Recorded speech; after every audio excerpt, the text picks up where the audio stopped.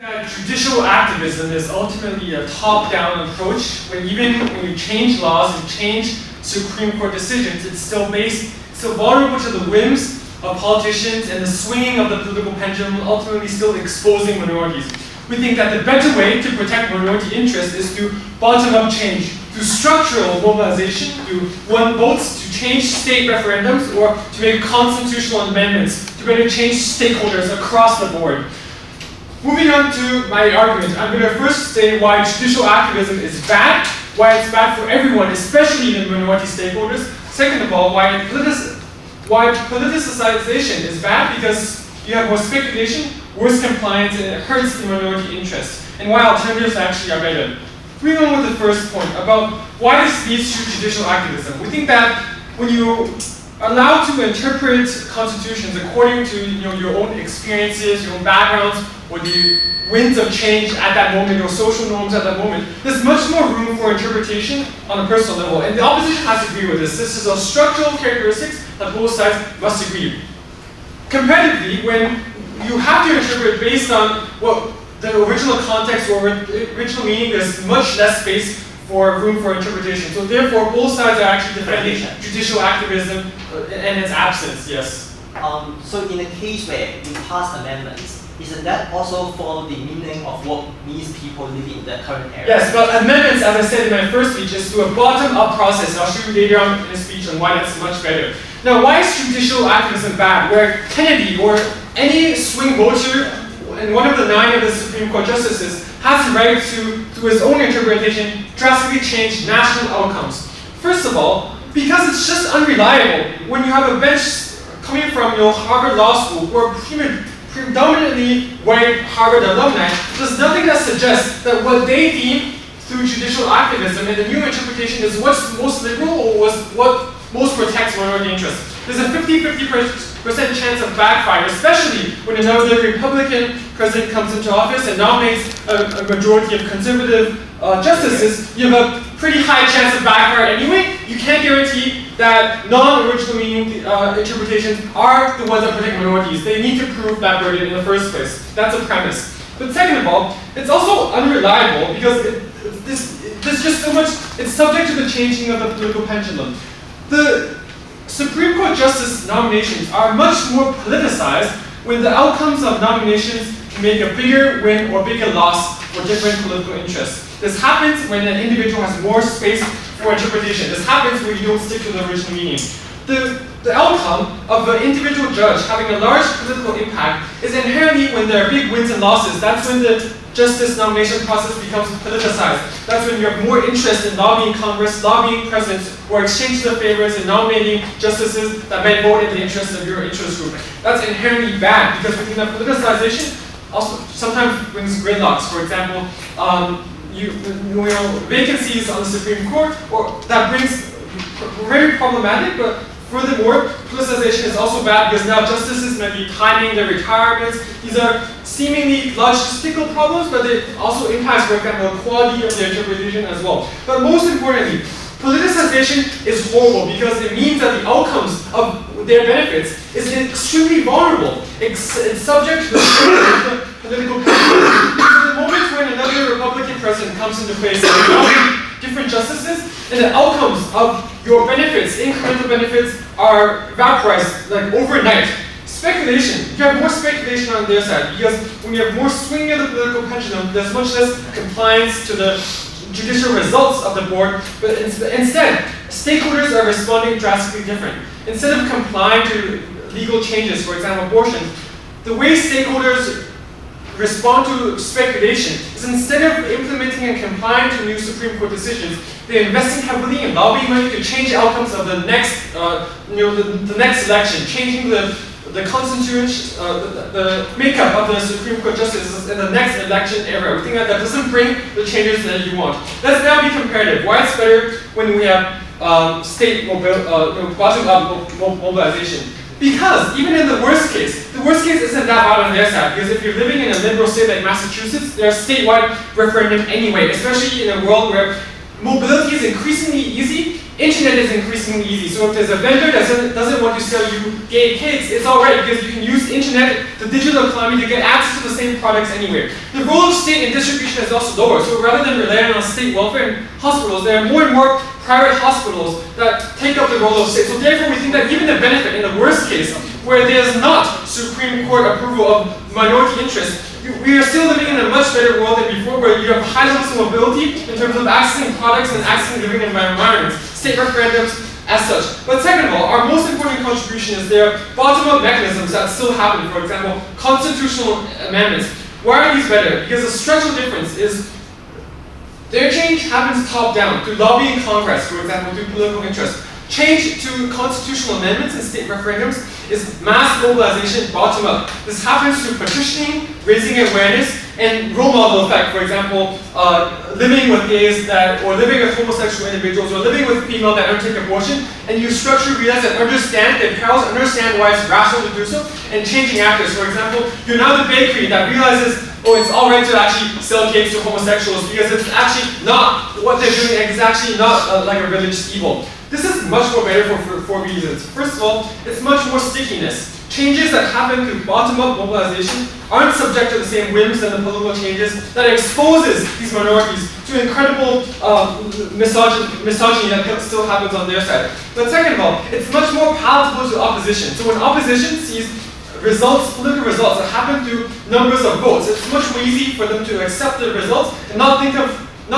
creating change in the next election era. That's where they actually focus. For example, they tell the guy that's working the bakery, okay, now you actually really have to start selling cakes to homosexual individuals. Rather than saying, all right, let's just not sell them cakes and wait till the next election cycle. But third of all, on their side, they're forever limiting the benefits. They're limiting the scale of benefits because they don't create structural change, for example, in churches or service providers. And therefore, even though the Supreme Court passes certain things, individuals are still exposed to misogyny. But fourth of all, the fruits of their success are vulnerable to be suddenly exposed. For example, when Donald Trump now nominates different Supreme Court justices, now you're suddenly exposed to, again, for example, abortion laws that now again restrict your ability. And we think that the constant tug of war in politics harms the minority even more, because the minority are the ones that can't oftentimes drive money into politics, that lose out in the long, constant political tug of war. It's difficult for the minority to remobilize when there's changes in the political winds, and for those reasons we supremely proud to propose. Thank you, Prime Minister. Leader Opposition, Here, Prime Minister, and we begin.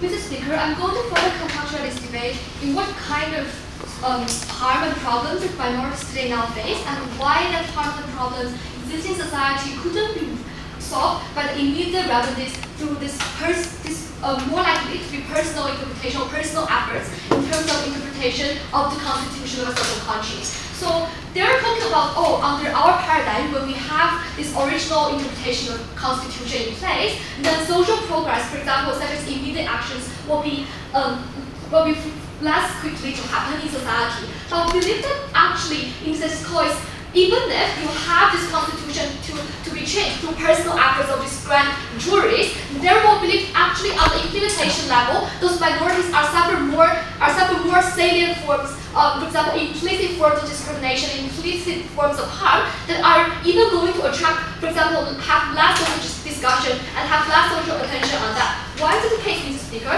On our paradigm, when you have original interpretation of constitution, it means that yes, we do agree on the potential harm that probably change is less likely to happen. But we believe that the progress of our change should be happening is higher quality, given that people will have more focused debate on the actual, for example, context where the original constitution is written and compared to the status quo.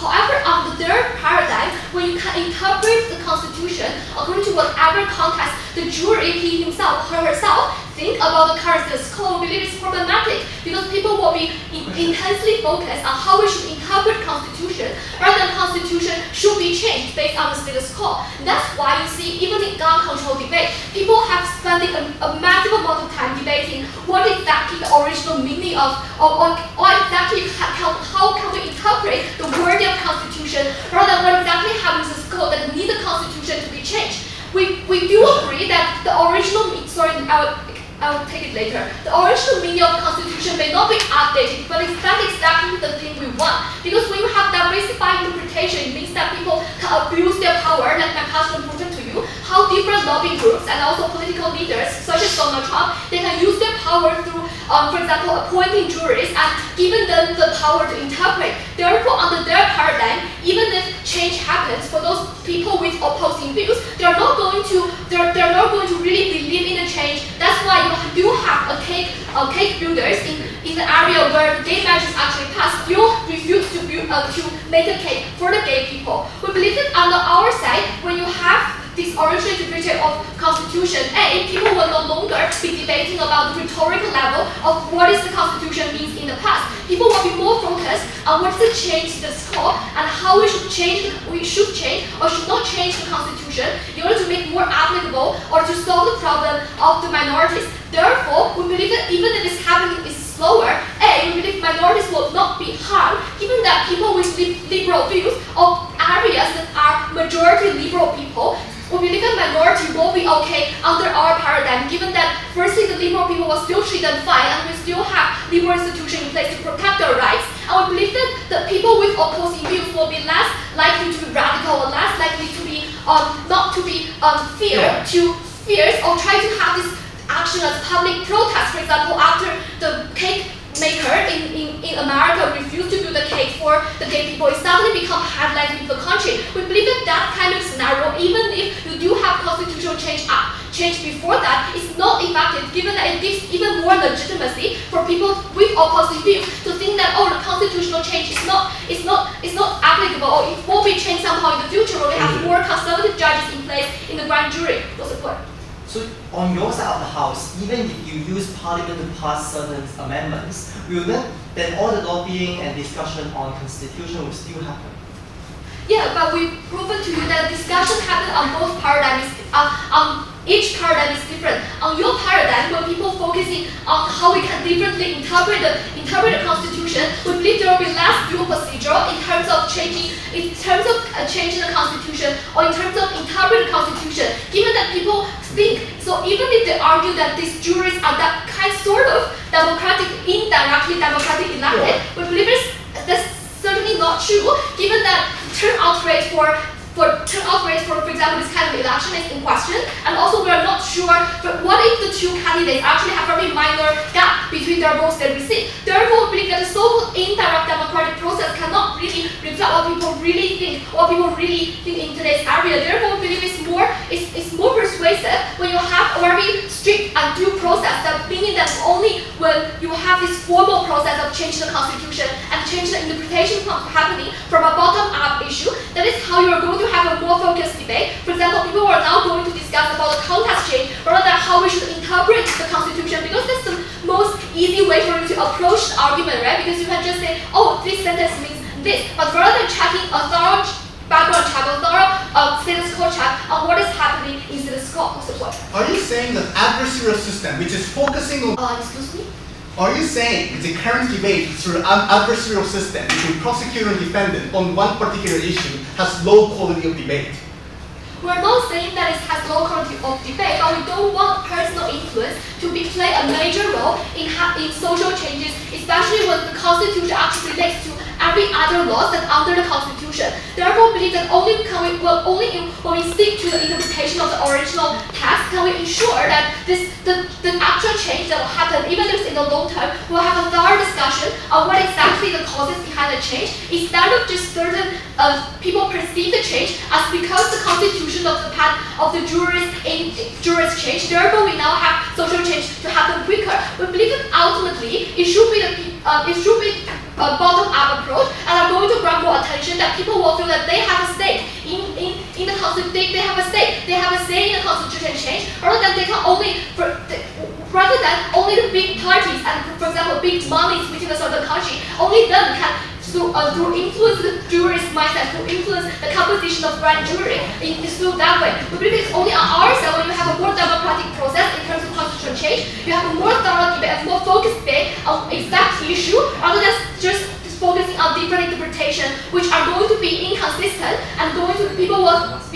predictable in the long term. Very proud to propose.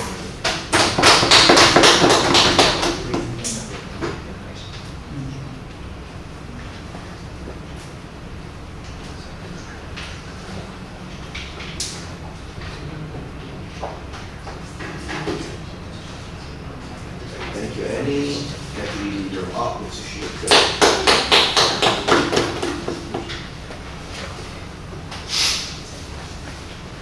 Mr. Speaker, I'm going to examine three key issues in my speech. One, how should we deal with politicization of justice in Supreme Court that they are worried about? Secondly, whether bottom-up movement or referendum is a realistic option to address the issues that we are talking about in this debate. Number three, why representation of current normative standard is systematically impossible as long as we stick to the original intent of the draft written 100 years ago.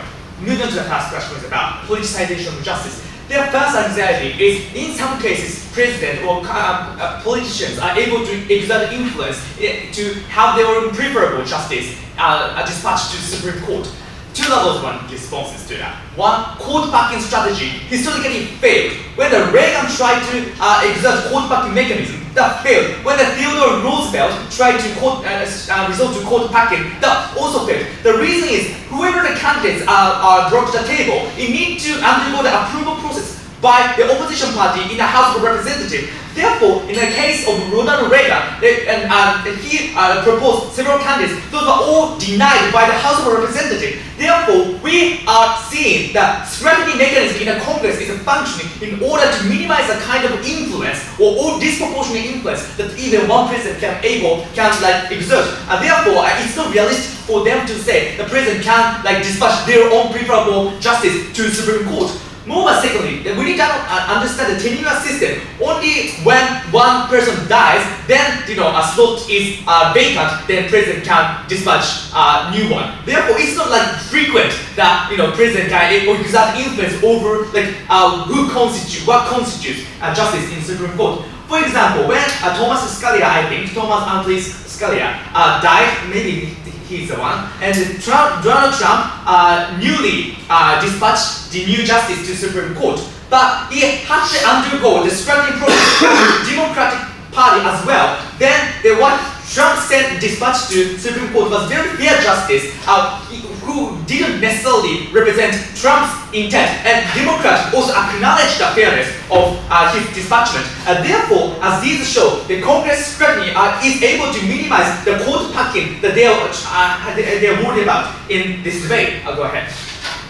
How do you ensure that regressive reinterpretations don't happen? But even if it doesn't happen, how do you persuade the opposition that this was a due process decision that was made by every person's individual vote? Okay, two responses. One, regressive interpretation is very less likely to happen as long as as motion said, the all justice in Supreme Court resorts to all justice in Supreme Court do not stick to the intent of original draft. And therefore, even in the status quo, the gay marriage law legislation was accepted in the Supreme Court, though for those decision was still accepted. But secondly, even if a regressive interpretation happens in some cases, we are more than happy to accept that as long as that's a contextual interpretation of the Constitution based upon the current normative standard. As long as we have that legitimacy, we are more than happy to accept that result.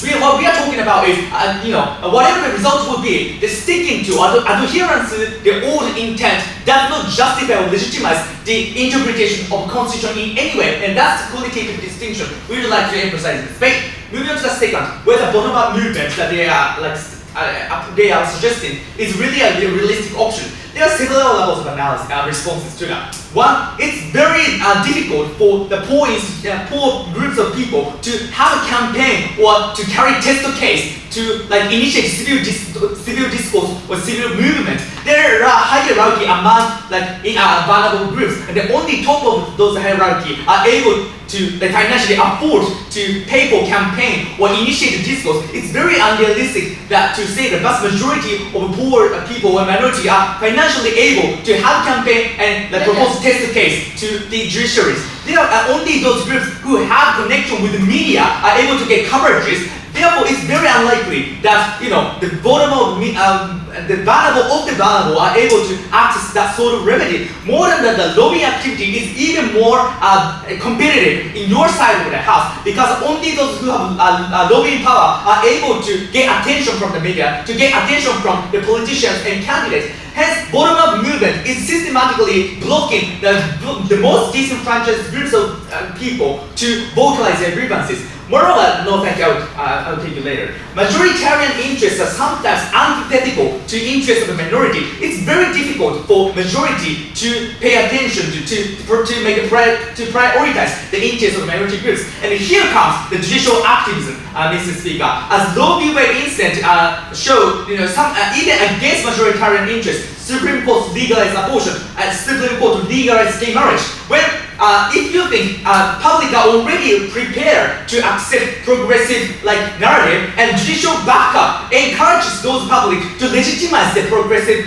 narratives and opinions even more. And there are many examples in which judicial activism initiated entire public discussion. For example, when Supreme Court in Germany abolished neo-Nazi party, that initiated entire and codified discussion about what kind of ideology should be acceptable in a political platform. When in a Brown versus educational incident, and the Supreme Court legalized or accepted the quota system for African American people in university, that caused entire civic discussion about the issues. The point is, when it comes, let's make a comparison. The kind of debate that they're talking about is something that initiated by civil organization versus judiciary intensely discuss certain issue and issues sort of papers about the issues and what's at stake there. And that kind of judicial backup makes the collective discussion even better rather than trying to resort into random media coverage. Therefore, we can guarantee a collective discussion under our judicial activism.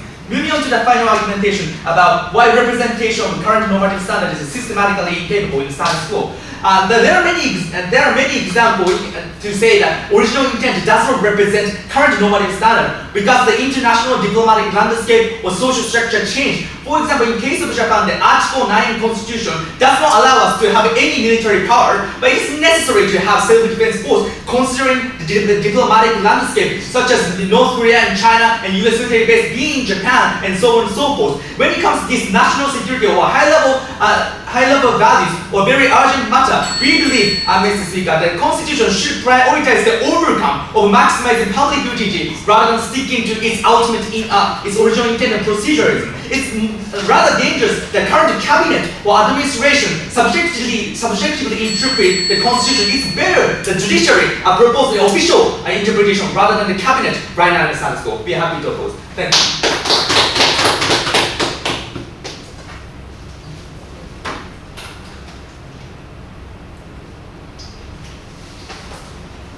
Thank the Deputy Leader of Opposition, Member of President Florence. Here.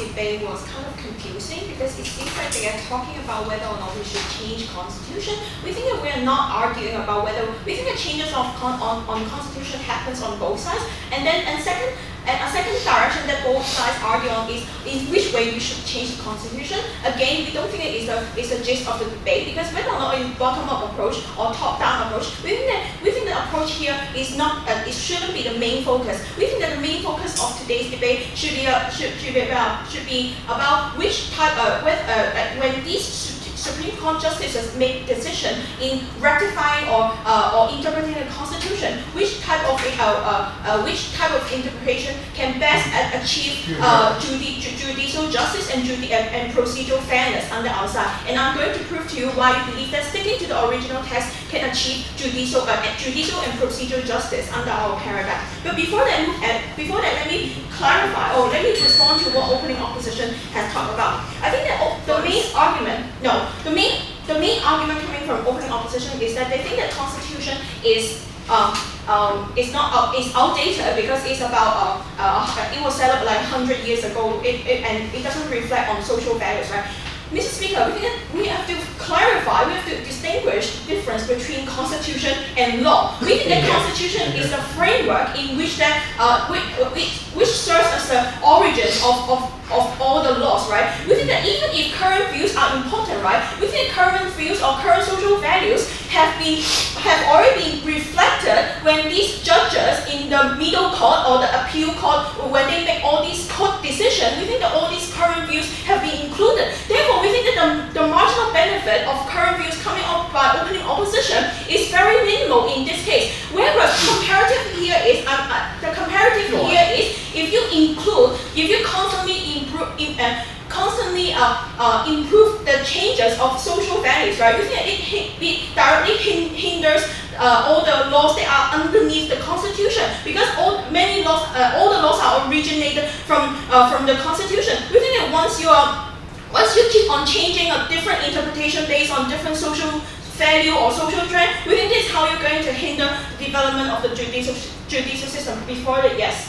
Given that a lot of times court cases that cannot be passed through local courts will be taken to Supreme Courts, under your side, how would gay marriage eventually get legalized? Well, we think that we think that under our case,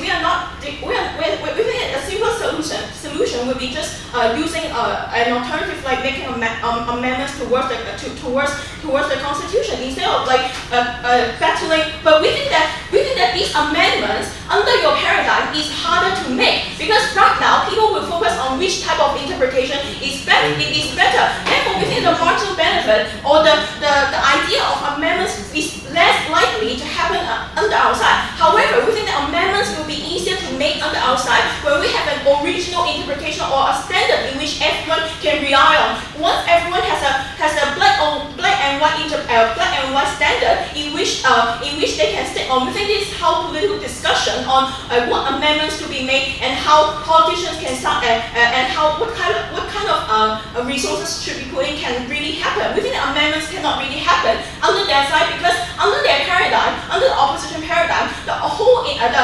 political discussion or judicial discussion will be based on what type of interpretation is more preferable. And we think that the swaying of this interpretation is based on how powerful a particular political party is or how powerful a particular politician is. We think that is detrimental and it directly hinders to the social need or social interest that opening opposition or even closing opposition would like to focus on. So we think that when we talk about going back to my point, right? When they talk about social norm, we think that social norm have already included in the cases in other instances that it doesn't have to include in the Constitution. And secondly, right, they also talk about how there is an immediate need to respond to these questions. To some cases, right? First of all, we think that judicial efficiency will not happen under their side, Mr. Speaker.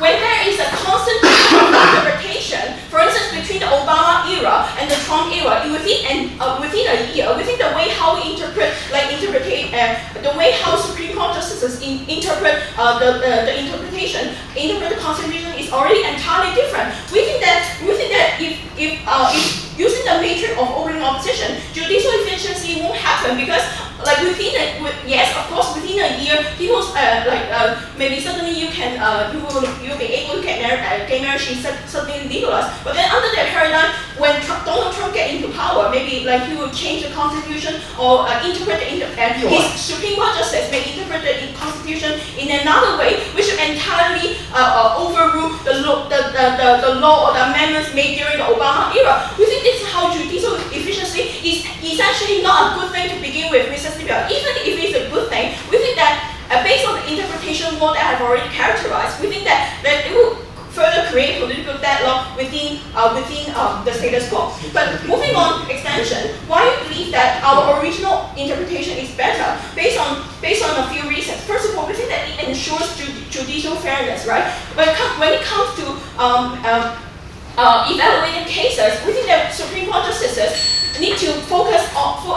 We think that judges' bias exists on both sides, but then the question here is which way can we better mitigate the judges' bias, right? We think it is the government bench that can achieve so, because when we have a black and white standard to which we will understand like the origins and historical timeline of this interpretation, we think this is how we can mitigate the judges' bias or make judges harder to put their personal biases into explaining themselves. But even if the marginal benefit here is worst case scenario, even though bias still exists, we think that this gives a a heavier legal cost to these Supreme Court justices to defend their own position. Whereas on that other side of the house, they can easily say that, okay, this is a social trend, I can simply use that this is what the people want to begin with. We think that on the outside, judicial fairness or procedural justice can be better done, because right now, justices need to spend more time to defend themselves. But more importantly, Mr. Speaker, throughout my entire speech, I've already talked about when the constant interpretation changes in constitution imposes or hinders the development of the legal system, because right now not only it affects one particular law, it affects all the laws that is underneath the constitution. So based on all these reasons, we are very proud to propose.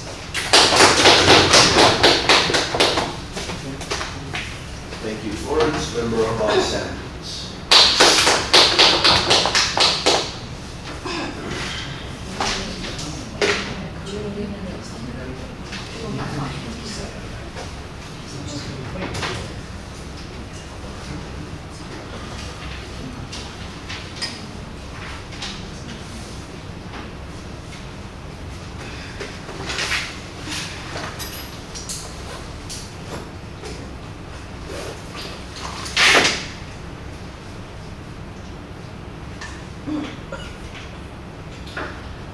Will be doing better than opening opposition. First, we will be doing better than opening opposition in the case that we are going to be more comparative to show you why sometimes Parliament passing amendments to achieve certain legal changes is much worse and less accountable than having a Supreme Court to do so. Second, we are going to be doing better than opening opposition in a way that we are going to assume the best case outcome, because sometimes opening opposition engage the case of OG or closing government by saying it depends on luck. Sometimes you don't pass those liberal changes. We are going to assume they pass because, literally, if you have a liberal-based voter or liberal-based voter that vote in Obama, who are able to appoint certain liberal judges to change the court dynamics, you are also able to change how the midterm election and able to change how the parliament composition to pass certain liberal amendments. That means if legal changes can achieve on both sides of the house, the question is on which side these legal changes are more accountable. That CO are willing to take. Two things in my speech. Firstly,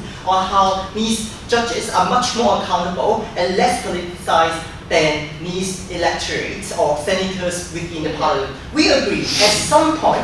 And secondly, we are talking about some of the benefit and harm analysis. But before that, a few engagement. We think some of the things that from Gov Bench is not mutually exclusive. Firstly, we don't think minority backlash is that important thing in and of itself. When you have such a discussion initiated by saying we want gay marriage to pass on their side of the house, when you want it to be discussed in parliament, you surely initiate a huge backlash against minorities when there's a religious conservative-based voters within the United States. Similarly, we are only okay to buy into it. It will similarly happen as well. Second, things that might not be mutually exclusive is the discussion about these constitution changes. Their marginal harm on our side that OG talks about was that the discussion will be a little bit more bureaucracy because they will focus on talking about the constitution instead of discussing the thing that we are discussing gay marriage benefit or harm. But sure, on your side, people are also defending the constitution where I don't see what is the huge difference of bureaucracy in those discussions when you discuss the nature of gay marriage, whether it should be changed into constitution. Because I'm making amendments, you ultimately need to discuss the constitution as well. Lastly, the thing that raised in closing government about we need to have a standard to follow on. That is not mutually exclusive as well. When we have amendments and after amendments are passed and Supreme Court judges vote on certain issues, on a period where these Supreme Court constitutions or amendments are not made in this period, there's a standard for you to follow on for the law. We don't think that is mutually exclusive. What is mutually exclusive will be incorporated into my argument. So firstly, on how these we have more accountability on our side of the house. Both sides of the house, we have certain forms of party influence. Imagine a context where you have a liberal-based voters and vote in president, they have certain justice appointed. I think on our side of the house, these justices are appointed. On their side of the house, the electorates within the parliament are elected by the people. I think these are the party lines influence existing. But on our side of the house, these justices, once they are appointed, they are independent. They don't talk to presidents before they vote on certain issues. In the same way, although the retired judges of Kennedy that recently in the United States, if you look in the past examples of what he voted on, 80% of the cases were conservative, but 20% of the cases will vote for liberal cause. We don't think once a conservative president that votes in certain judges, then the judges will always follow the party lines. Because some of the judges still rely on independent interpretation because they are trained to be well informed. They are trained in certain law school, although they have certain preferences in different types of cases of gun rights or gay marriage, etc. But they are much more independent. Now it's comparative, right? Comparative is that you have, because you want to pass amendments, it's not made by referendum, but made in parliament by a lot of senators. Three things that they are much more party biased. Firstly, these senators and congressmen are likely to act on party lines. How? By external coerciveness, by certain party leaders. They ask you to vote not because of your personal preference. If you don't vote in line with party lines, if you are Republican, if you are in my Republican Party and you don't vote on party lines, I am going to reduce your campaign funding and make your campaign less accountable next election. That means you're likely to lose your seat in next election. Secondly, all the lobby argument exists on your side, but not in our side. Because the lobby only exists when you vote in certain president, but not when the judges once independent and no longer talk to the president. On your side of the house, these senators still talk to the gun, what's the GRA or something, the interest group that helps those United States. Lastly, even if this doesn't exist and you don't buy this, still obstructive politics exists on your side when some of the individuals want to obstruct the certain processes of these parliament to pass certain things. We think it will be much more harmful for these laws to be passed. Why is this important? Yes. Your entire comparative with parliaments is a straw man rebuttal because we're talking about direct votes that structurally change the minds of over half of the nation. Sure. Then, even in the case you talk about public referendum, which is not practiced currently, we think it will be worse for individuals who are uninformed, who just go to work every day to vote on an issue that cares about millions of lives. They are more likely to subject to a lot more lobbying as opposed to independent judges who are trained in law school and understand the reasoning and logic of this case. That means it's important to have individuals who are seen as more legitimate on our side of the house versus individuals who doesn't really know the law before to vote on these issues. But secondly, I think the quality of changes will be much better. Firstly, you have electoral pressure. That means some of the issues, legal changes such as gay marriage, will change every midterm election, will change the composition of those courts, where you have more liberal individuals versus more conservative. But on our side, often it's permanent because the way in which you interpret a Supreme Court case is by cross-filing certain cases. It will be really hard for individuals to file a court case against gay marriage on our side of the house, but it will be really easy for some of senators and parliament to use religious reasons to justify such conservative changes. On our side, these changes are more accountable. But lastly, it means also some of the susceptibility to some of the context and anti-minority sentiments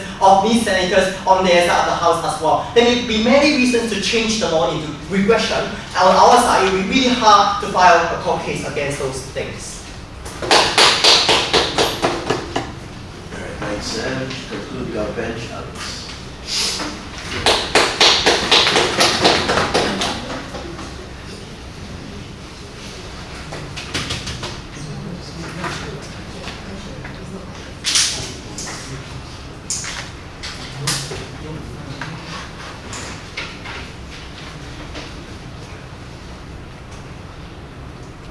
Ladies and gentlemen, three questions in this debate. First of all, what's the values and meaning of Constitution? Second of all, which side can preserve it? And lastly, which side can actually create better social discourses? First of all, what's the meaning and the value of Constitution? Apparently, there's a kind of like boring question to answer because apparently the upper house do not understand the meaning, the differentiation between law and Constitution. But apparently, because the OO told you is that the logic is like this. They don't have army in Japan because the Constitution doesn't allow them to do so. And that's the reason why they say they want them to change the interpretation of the Constitution in order to allow them to have army, right? Ladies and gentlemen, if their Constitution say that you do not have army, no matter how you interpret it, you do not have army in Japan, right? So it's not about interpretation, it's about the wording of the Constitution, right? If you want changes, go with NG1, NG right? Go for amendment, go for referendum, right? So in general, it's not about interpretation. And then there's how they want changes, right? But let's look Florence Poetry. Basically, Florence Poetry is like how Constitution is actually kind of framework, like kind of the bottom line, it's kind of boundary to tell you like what kind of law that you could set up and what you can and what you cannot, right? Which means that you provided this kind of framework. Not only we do not want this kind of like boundaries, we do not want this kind of bottom line to be easily changes, right? Also because like we really told you that we already set this kind of constitution, we are based on the foundation or the core value of that country. So we do not want this kind of core value to be easily changed simply by public sentiment or simply by the current trend of like or in Japan. So this in general, we believe that this kind of the resistance of the constitution's original meaning is important because it's become the foundations of the country. Right? If the current, like you take, for example, if the current so let's move on to tell you like why in this like why which side can actually preserve the constitution under this kind of characterization of what is constitution so data. Is that the whole operation, even contingent on Sam case, is like constitution should be up to date to what the so for example the current change, the current trend, or somehow like the public sentiments or whatnot, right? Ladies and gentlemen, we didn't tell. They also expect the judge to represent this kind of public sentiment or the current change in the Constitution. We are actually having interpretation on it, right? But in fact, I already told you is like how this kind of like Constitution, the normal, the foundations or the bottom line, the bottom line, which means that we do not actually want this kind of. In fact, we do not actually want this kind of bottom line to be easily changed according to a very arbitrary social trend or whatnot, right? So what our side told you is that. Florence told you is that when you actually have this kind of arbitrary interpretations according to, for example, judge's personal opinion or, for example, the public sentiments or the current trend of whatnot, it's just so easy for them to change, right? So what's the problem is that it's very hard for you to preserve the justice so fairness, right? Because apparently if you, like somehow today I have a judge that said, okay, I interpreted this in this way, and the second of all, in the several years is that, okay, I interpreted this amendment in that way, right? But at the end of the day, the constitution hasn't changed, right? So which means that you're creating two paradigms, two interpretation under the same constitution, right? This is exactly the time that we're like in the United States that there's a lot of confusions and a lot of constant debate. You do the same thing, right? If you want to change something, go with Andrew. Is that go change it or adjust it, right? This in general. But and also like Sam told you is that they want Sam told you is that like how this kind of like judges are so professional and then they sometimes they have to go in line with the party and also it's very hard for them to actually go radical or whatnot, right? We told you that we agree that they have limitations or there's some kind of like boundaries of the judges, right? But eventually, it's still up to still very up to his person. But it still is that the comparison is like under that scenario is that also they only need or some the advocates only need to, like for example, having advertisement on the media or somehow having more advertisement so that they can change the public sentiment so that the judges will still reflect this kind of sentiment and change the interpretation. So, but under our side, it's very difficult for you to do so because they have to go for example political procedure and for example long time discussion of how can we change the wording that you want. And this kind of is such exactly what we want, right? So what's your point?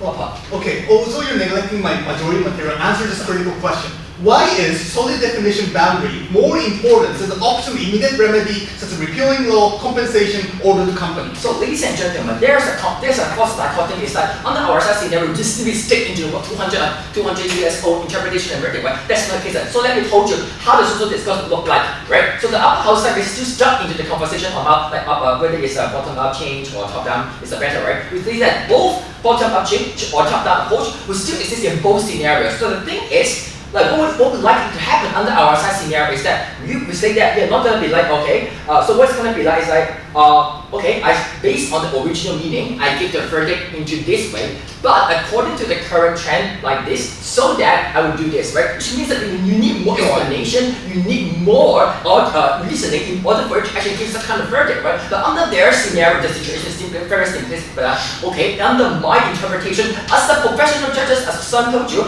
I give you this verdict, right? Ladies and gentlemen, just shut down all this kind of conversation, right? It's simply because you can have a lot of legitimate reason to tell you, oh, because I'm reflecting this public sentiment, or I got elected, I was appointed by a related president, so that I have the whole legitimacy to actually give this kind of verdict, right? Which means this kind of exactly the house will shutting down the conversation, right? But under our side, the house is that even if you are just sticking with the 200 years ago interpretation, but at least you need to provide a lot more reasoning and explanation. So if you do not agree with the interpretations, right, then you can go for example, appealing the what you propose, and also, like for example, amendment or something like adjustment of the constitution, right? But that procedure is crucial because we're actually having a more comprehensive and holistic discussion on a more serious discussion on the changes of amendment. So what our side told you today is that first of all, there are some how if they want to change some, for example, having gay marriage or having army in Japan, they can still go for example, the amendment or whatnot, right? But what their side cannot do is that they simply rely on the interpretation of the judge for several years, then in the office, then they say that okay, we're having changes, right? So ladies and gentlemen, the comparison is very obvious. That under their side of the house is that maybe the country will still stick on the constitution that being written 200 years ago, and we have some changes that having a random, like just giving a random interpretations of that constitutions, right? But under our side of the house, when we actually having real change in society and the changes already happened, we change the constitution and make it forever. So for example, we are proud to